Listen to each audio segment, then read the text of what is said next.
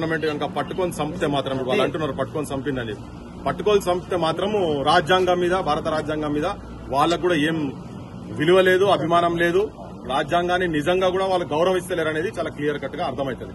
So నేను కూడా అనుకుంటున్నాను ఈజీగా దొరికే బాపతైతే కాదు కానీ వాళ్ళు చంపింది కాబట్టి ఆయన 200 మంది వీళ్ళని చంపిండని చెప్పని పోలీసు వాళ్ళని మిలిటరీ చంపినని మన వీళ్ళు అదే పంతా కనుక పడేది ఉంటే ఇది ఇక్కడతో ఆగేది కాదు. ఇవాళ ఎక్కడో దగ్గర స్తబ్దత ఉంటది కావచ్చు రేపు మళ్ళీ దాని మీద రిటాలియేషన్ కూడా జరిగే సిచ్యువేషన్స్ ఉంటాయి.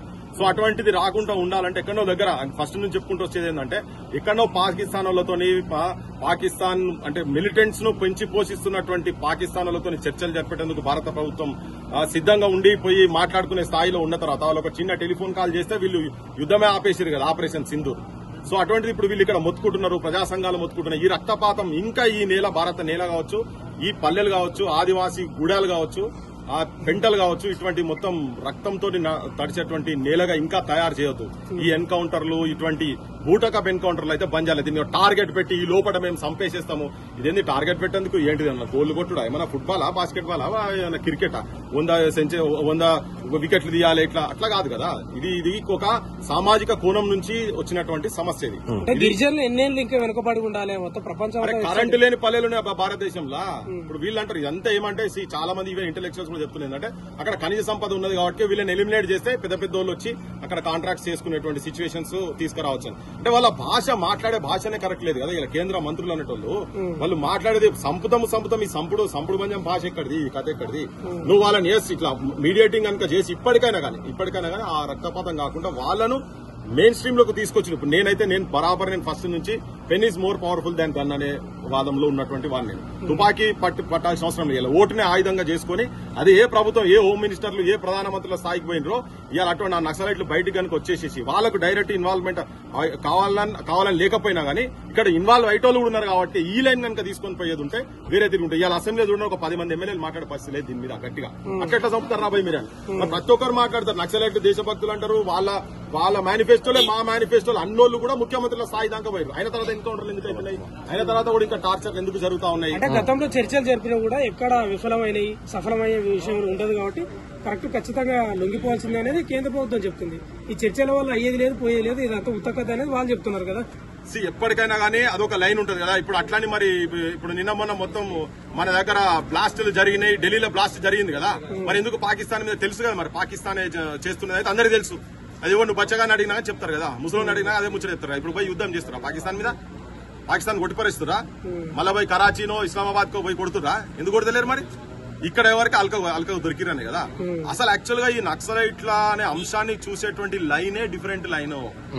ఏందబ్బా ఏం గవర్నమెంట్లు ఇస్తున్నాయి వాళ్ళేం పడబడుతున్నారు. బడులు చక్కగా లేవు. ఈడ యూనివర్సిటీలలో రిక్రూట్మెంట్ లేవు ఉద్యోగాలు వస్తలేవు.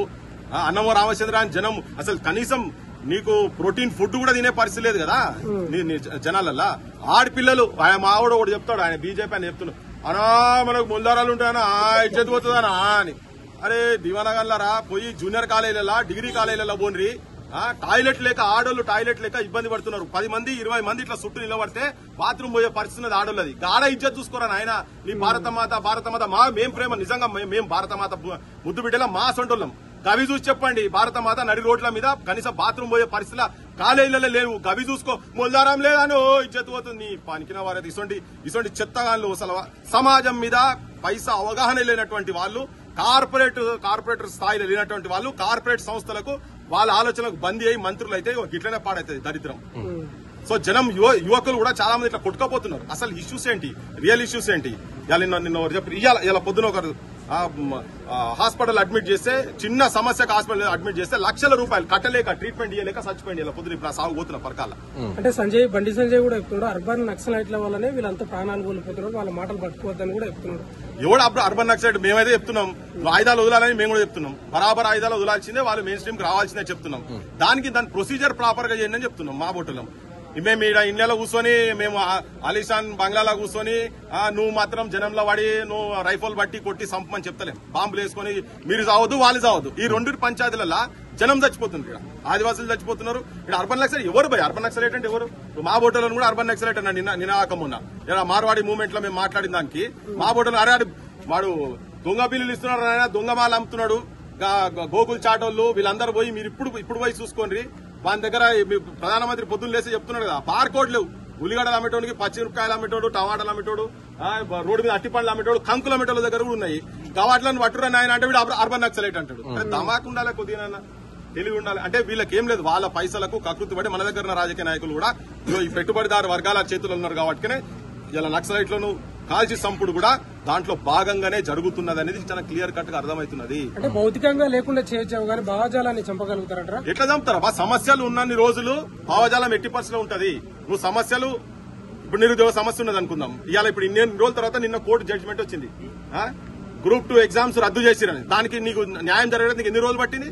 అంటే ఈ దొంగలని ఇన్ని రోజులు మేనేజ్ చేస్తారు కదా. గ్రూప్ 1 కూడా అట్లే జరుగుతుంది. కానీ ఏళ్ల నుంచి నిరుద్యోగులు మొత్తము వాళ్ళ తండ్రాట తపన తాపత్రయం కాదు, ఇంటికాడ పైసలు లేక, తిండి కూడా చక్కగా తినలేక, ఫీజులు కట్టలేక వాళ్ళు వచ్చి ఇక్కడ అశోక్ నగర్ లల్లా, దిల్సుఖ్ నగర్ లల్లా, హైదరాబాద్ లా ఎక్కడో 5 రూపాయలు అన్నం తినుకుంటా, రోజుకో పూట అన్నం తినుకుంటా, కారపొడితోటి తినుకుంటా కష్టపడి చదువుతుంటే 10 ఏళ్లు ఈ దుర్మార్గులు దొంగ రాజకీయ నాయకులు చేసేటువంటి పనులకు ఎగ్జాములు కరెక్ట్ కండక్ట్ చేయక వాళ్ళు వేరే దొడ్డిదారిన వాళ్ళకు నౌకర్లు ఇప్పించుకునే ప్రయత్నం జరుగుతున్నది. కాబట్టి ఇవాళ అటువంటి సమస్యలు ఉన్న రోజులు ఎక్కడో దగ్గర వస్తుంది. కాకపోతే ఇలా ఆత్మహత్య సైడ్ పోతా ఉన్నారు వీళ్ళు. దాదాపు మోర్ దెన్ 15 మంది చచ్చిపోయింది కదా, నిన్న మొన్న 15 మంది నిరుద్యోగులు చచ్చిపోయింది కదా. సో ఈ సమస్యలు వీటన్నిటిని నీకు బేసిక్ చదివే ఇయ్యలేకపోతున్నావు, ఎక్కడో దగ్గర తిరుగుబాటు మళ్ళీ జరుగుతుంది. అది ఇంకో ఫామ్ లో తీసుకోబోతుంది కావచ్చు. నువ్వు సమస్యలు పరిష్కరింపబడని రోజులు ఇలా తీసుకుందాం. చాలా మంది యూనివర్సిటీలకు వెళ్ళిపోయారు. ఇప్పుడు ఉస్మానియా యూనివర్సిటీకి వెళ్ళి కూడా పోయారు. సర్వారెడ్డి కాడికి వెళ్ళి మొదలు పెడితే చాలా మంది, ఈవెన్ కూర రాజన్న కూడా అక్కడికి వెళ్ళిపోయాడు ఆ సమస్యలు. ఇలా దాదాపు 1000 వేకెన్సీస్ ఉన్నాయి ఉస్మానియా యూనివర్సిటీలో. నువ్వు ఫిలప్ చేయకుంటుంటే ఇప్పుడు ఈ గవర్నమెంట్ వచ్చి కూడా 2 ఏళ్ళైంది కదా. ఆయన పోయినా అట్లా చేసి ఈయన ఎట్లా వచ్చి తెలంగాణ వచ్చినాక ఏంది నిధులు కొట్టుకుంటుంది. గన్నులు ఎందుకు పడతారు? జనజీవన స్రవంతిలో ఉండి ప్రజాస్వామ్య బద్దంగా కొట్లాడవచ్చు కదా అనేది వాళ్ళు చెప్తున్నారు. మేము కూడా అదే చెప్తున్నాం. మేము కూడా గన్నులు వదలాలని చెప్తున్నాం. కానీ సంపుడైంది. ఈ సంపుడు ఎక్కడికి వెళ్ళి వచ్చింది? ఎవడిచ్చింది మీకు రైట్? ఎవడిచ్చిండు? మేము సంపుతాము, టార్గెట్లు పెట్టి నువ్వు ఈ లోపల రాకపోతే నువ్వు ఆడ దొరుకుతాడా కాదు సంపుతామని. తర్వాత వీళ్ళు చెప్పేది ఒకటి ఉంటుంది, జరిగేది ఒకటి ఉంటుంది. ఇప్పుడు ఆయన నిజంగానే ఎన్కౌంటర్ అయిందా లేకపోతే ఇక్కడ షెల్టర్కి వెళ్ళి తీసుకుపోయి చంపినరా, ఇవన్నీ రేపు పొద్దుగాల తేలాల్సిన అవసరం ఉంది. జనంకైతే అర్థమవుతుంది కదా. ఒక 4 రోజులు వారం రోజుల తర్వాత అర్థమవుతుంది పట్టుకొని చంపినరా ఏం చేసినా అనేది అర్థమవుతుంది క్లియర్ కట్. అంటే ప్రస్తుతం సాగర్ ను తెలంగాణకు వచ్చిన తర్వాత ఇద్దరిని చంపిన కాళ్ళు చెక్కిండ్రు, ఇట్లా పెట్టి ఐస్ క్రోట్లు ఇట్లా రోడ్డు మీద పెట్టి ఇట్లా చెక్తారు చూసినావా, వాటితో కాళ్ళు చెక్కిండ్రు. దాన్ని కూడా ఎన్కౌంటర్ అని చెప్పారు. తెలంగాణ వచ్చిన తర్వాత ముచ్చట చెప్తున్నా, కేసీఆర్ గవర్నమెంట్ లో చెప్తున్నా. అది అప్పటి నుంచి నడుస్తూనే ఉన్నది. పీజీలు చేసినటువంటి వాళ్ళను అమ్మాయిలను చూడకుండా కూడా టార్చర్ చేస్తాం. వాటిని కూడా ఎన్కౌంటర్లు అన్నారు కదా.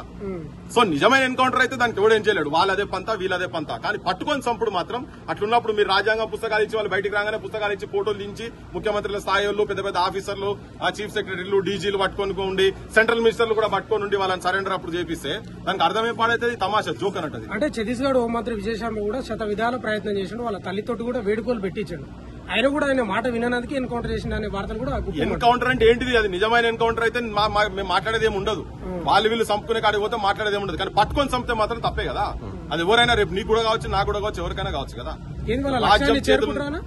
ఎవరు 2026 మార్చి 31 నాటికి ఎండ్లైట్ పెట్టుకున్నారు కదా బీజేపీ చేరుకుంటుందా? ఇప్పుడు ఫిజికల్ ఎలిమినేషన్ నువ్వే అన్నావు ఇంత ముందు, ఐడియాలజీ మారుతుందా అని చెప్పని. ఐడియాలజీ ఫామ్ చేంజ్ కావాలంటున్నాం మేము కూడా. ఇప్పుడు నేను అన్నది కాదబ్బా, చాలా మంది బీజేపీ లీడర్లు కూడా చెప్పిండ్రు నక్సలైట్ల ఆలోచన విధానమే మా ఆలోచన విధానం అని బీజేపీ వాళ్ళు కూడా అన్నారు. పెద్ద పెద్ద స్థాయి టార్గెట్ పెట్టుకున్నారు. భౌతికంగా నువ్వు ఈ సమస్యలు ఉన్న రోజులు నువ్వు ఆదివాసీ పల్లెలకు కరెంటు లేదు, నీళ్లు లేవు, వాళ్ళకు ఉద్యోగాలు లేదు, చదువు లేదు, అవన్నీ ఇయ్యనని రోజులు అవన్నీ ఉంటాయి కదా. కాకపోతే ఫామ్ చేంజ్ అవుతుంది. నేను అదే అంటున్నా. దాన్ని ఎలక్టోరల్ ఫామ్ కనుక వచ్చేది ఉంటే ఇటువంటి వాళ్ళందరినీ లోపల కూర్చోబెట్టచ్చు. అసలు వీళ్ళ ఈ దొంగలందరినీ ఫస్ట్ లోపల కూర్చోబెట్టాలి. మొత్తం ఎవరు ఏ రాజకీయ నాయకుడు నిజాయితీ పరున్నాడు చెప్పు? 99% పాలిటిషియన్స్ మొత్తం దొంగలే. అంత కాంట్రాక్టర్లు, ఇసుక కాంట్రాక్ట్ చేసినాడు, మైనింగ్ కాంట్రాక్ట్ చేసినాడు, ఎడ్యుకేషన్ మాఫియా, ఏంది హెల్త్ మాఫియా, ఈ మాఫియాగాళ్ళు మొత్తం వచ్చే కదా వాళ్ళు పైకి వచ్చి కూర్చున్నది. ఈ పాలిటీషియన్స్ అందరు చేయబట్టే ఈ గతి పడుతున్నది. లేకపోతే వాళ్ళ గాడికి ఎందుకు పోతుంది? కాకపోతే వాళ్ళు ఏంటంటే అందులోకెళ్ళి బయటకు వచ్చి ఇంట్లో వచ్చి ప్రజా ఉద్యమాలు తుపాకి లేనటువంటి ఉద్యమాలతో కనుక వచ్చేది ఉంటే సమాజంలో చాలా మార్పులు జరుగుతాయి. లేకపోతే మిలిటరీకి అగేన్స్ట్ గా కొట్లాడేంత సీన్ అయితే లేదు. ఉన్నది మాట్లాడాలంటే ఎల్టీటీ అటువంటిదే ఏం చేయలేకపోయింది కదా. సో అందుకనే ఇది కాన్ఫర్మ్ ముచ్చట. అది వాళ్ళు ఎట్టి పరిస్థితుల్లో వాళ్ళు వదిలాల్సిందే. దీని లైన్ వస్తేనే బెటర్ ఉంటది. మాకు కూడా బాధ అనిపిస్తుంది. ఇట్లా పిట్టలు రాలినట్టు ఎవరి గురించి వాళ్ళ బతుకులేంది, ఎక్కడైంది? ఒకరొకరు 30, 40, 40 సంవత్సరాలు వాళ్ళ తల్లి తెలియదు, తండ్రి తెలియదు, ఊరు తెలియదు, పాలులు తెలియదు, దోస్తులు తెలియదు, సోపతోలు తెలియదు, ఏం తెలియకుండా పోయి జనం గురించి అడవులలో పోయి తిరుగుతున్నారు కదా. వాళ్ళు చచ్చిపోతుంటే పిట్టలు రాలంటే ఈ త్యాగం ఎవరు చేస్తారు చెప్పు? యాడికెళ్ళి చేస్తున్నారు? ఇంకోటి పృథ్వీరాజ్ గారు, అసలు మావోయిస్టుల గురించి ప్రజలేమన్నా సానుభూతి ఏమైనా ఆలోచించే విధానం ఉందంటారా? ఏమన్నా వాళ్ళకి మద్దతు ఉంటదంటారా? అసలు భయపడుతున్న పద్ధతి లేని ఇన్ని రోజుల నుంచి జనం లోపల ఎందుకుంటారు చెప్పు? పద్ధతి ఉంటది, బరాబర్ ఉంటది. కాకపోతే ఇక దొరికితే మళ్ళీ ఏమి ఇబ్బంది అవుతుందని ఉంటది. ఎందుకు ఉండదు? రాజ్యానికి భయపడుతున్నారు. బరాబర్ ఉంటది సింపతి. ప్రజల గురించి పనిచేస్తున్న మీద ప్రజలకు సానుభూతి లేదనేది ముచ్చటే లేదు. ఇవాళ ఎందుకు భయపడుతున్నది రాజ్యాలంతా, ఎందుకు భయపడుతున్నాయి ఇవన్నీ? వాళ్ళకి సింపథైజర్స్ ఉన్నారనే వాళ్ళు రాని ఒకసారి ఓట్ల లైన్ తీసుకున్న రాని అయ్యగారుల సంగతి తెలుస్తుంది.